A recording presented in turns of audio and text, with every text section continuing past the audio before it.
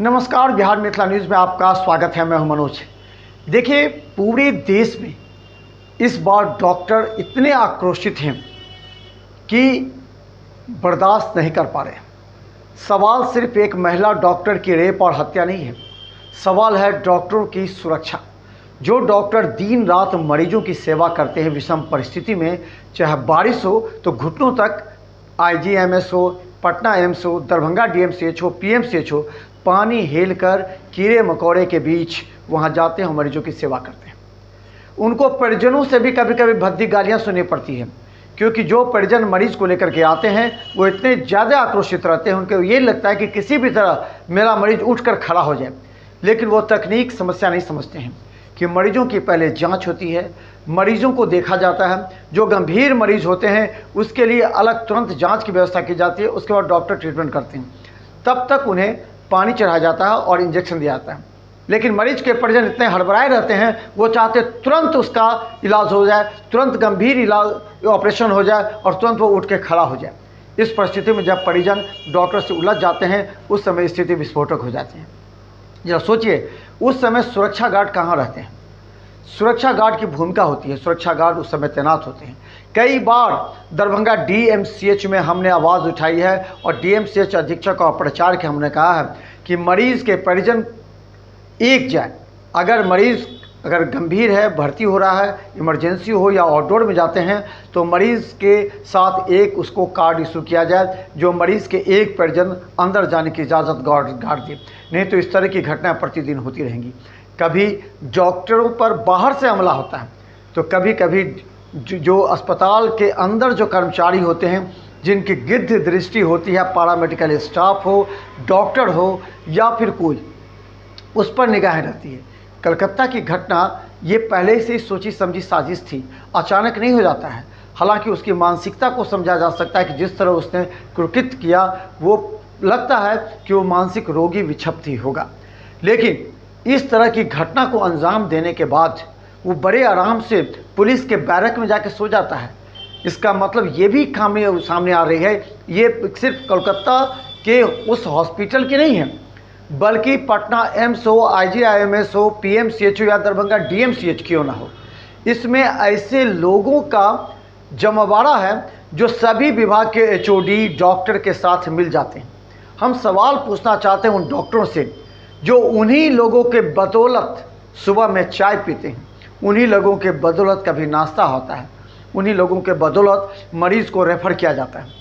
ये कौन लोग हैं जो डॉक्टरों के बीच अपनी प्रतिष्ठा, अपनी पहचान बढ़ाते हैं और फिर डॉक्टरों पर हावी हो जाते हैं? ऐसे लोगों से क्या डॉक्टरों को बचना नहीं चाहिए? ये आज हम बड़ा सवाल पूछ रहे हैं, क्योंकि आरोप सिर्फ उन लोगों पर ही नहीं लग रहा है, आरोप उस पर भी लग रहा है कि वो व्यक्ति जिसने ये घटना को अंजाम दिया, उसके अच्छे संबंध विभिन्न विभाग के विभागाध्यक्ष डॉक्टरों से थे और वो मरीजों को वहाँ रेफर करता था और दलाली कमाता था। अब जरा सोचिए, PMCH हो या IGIMS हो या दरभंगा DMCH में हो, क्या ऐसे दलाल सक्रिय नहीं हैं? क्या HOD के नज़र में नहीं है कि ऐसे दलाल विभाग के डॉक्टरों से मिले हुए रहते हैं? क्या जो जूनियर डॉक्टर हैं, सीनियर डॉक्टर हैं, क्या उन्हें नहीं मालूम कि ये डॉक्टर के साथ कैसे उठते बैठते हैं, मरीजों को भेजते हैं? क्यों बार बार अगर DMCH या PMCH परिसर में नज़र आता है, आपके CCTV कैमरा क्या कर रहा है? ऐसे व्यक्तियों को तलाशते नहीं हैं?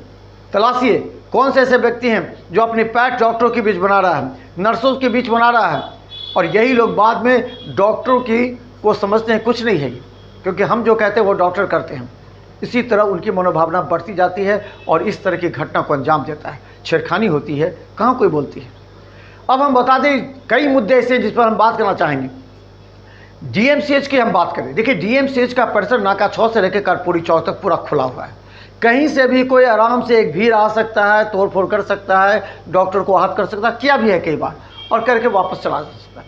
तो सबसे पहले DMCH को घेरना चाहिए। देखिए, DMCH के जो पोस्टमार्टम से रास्ता जाता है कि कुंवर सिंह कॉलेज की तरफ, उसमें दीवार लगी हुई थी, लेकिन सहूलियत के लिए उस दीवार को एक बार तोड़ दिया गया। आराम से उधर से लोग आते हैं, आराम से जाते हैं। कर्पूरी चौक के पास एक बैरिकेटेड लगा था डॉक्टर आर प्रसाद के समय, उस बैरिकेटेड को हटा दिया गया, और नाका नंबर 6 की तरफ भी बैरिकेटेड लगी हुई थी, उसको भी हटा दिया गया।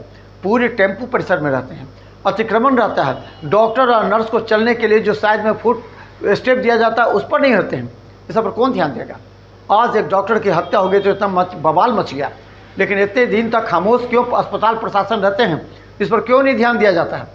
आज देखिए मरीज के परिजन भी परेशान हैं, आज डॉक्टर भी परेशान हैं, अस्पताल प्रशासन को क्या है? आज हल्ला हुआ, हंगामा हुआ, कार्रवाई होगी, सीबीआई जांच हुई, उसके बाद निश्चिंत हो जाएगा। फिर वही रास्ता, फिर वही खुला हुआ, फिर वही दलाल डॉक्टरों के बीच में बैठेगा, फिर पूरे रास्ते से कोई भी आदमी आ सकता है।